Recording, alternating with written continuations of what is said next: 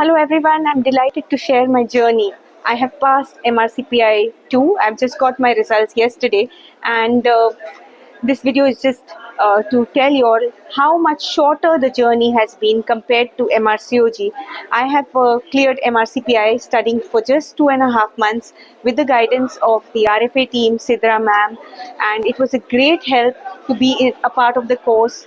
And I joined the regular as well as the fast track course, and both were really helpful to me.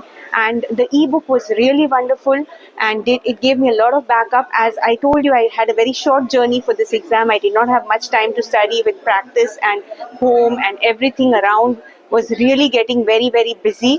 But since out of academic interest, I wanted to give this exam even after my MRCOG, and I wanted to keep my academic level at the highest. And Sita ma'am has helped me to maintain it, and I'm really happy that I've cleared in the first attempt.